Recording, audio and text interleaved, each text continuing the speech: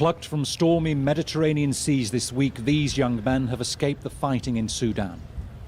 This southernmost Italian island is braced for a potentially record-breaking summer of migrant arrivals. The Sudanese sailed from Tunisia, where there's a sophisticated and profitable smuggling network.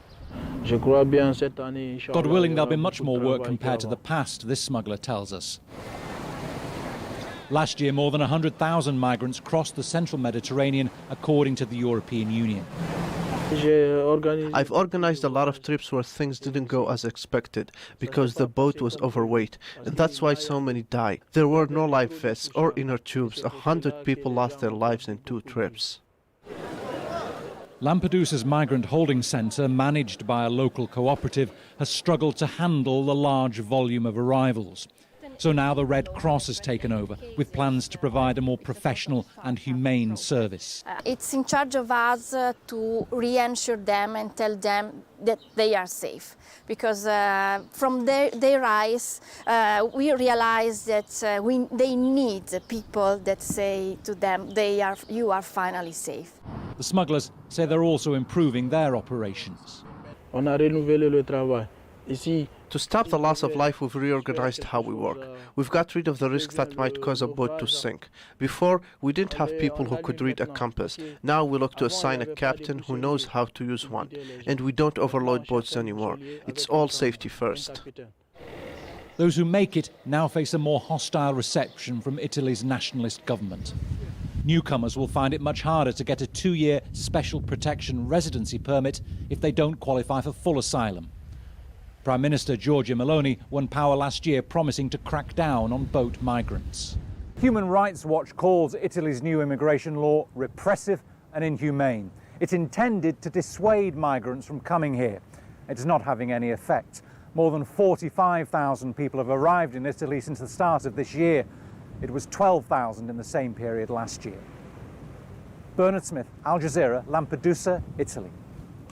Well, Bernard now joins us live from Lampedusa. Bernard, you mentioned that Italy's been trying to dissuade migrants. How exactly are they doing that, and is it having any effect at all?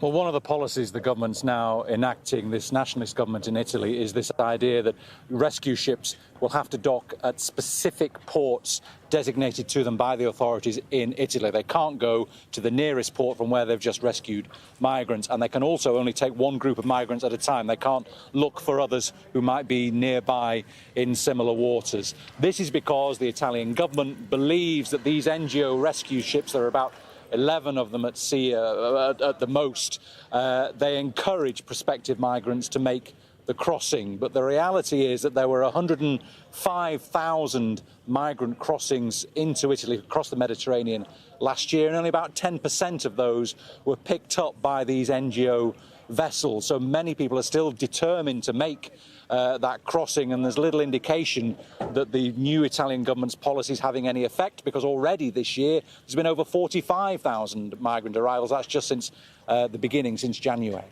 And Bernard, is anything being done by countries in North Africa to stop this?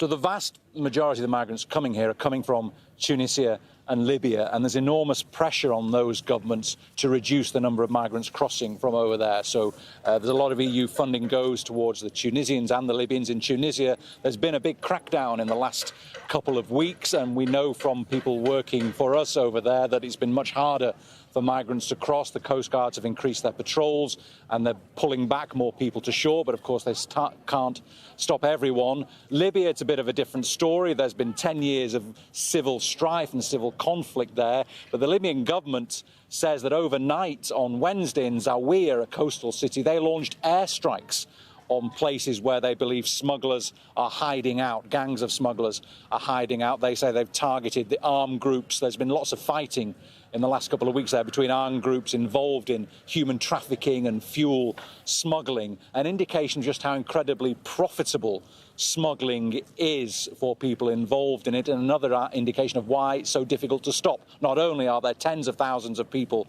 making the journey because of economic collapse in their home countries because of civil strife, there are smugglers making vast profits off it. So it's a very intractable issue for the European Union to deal with.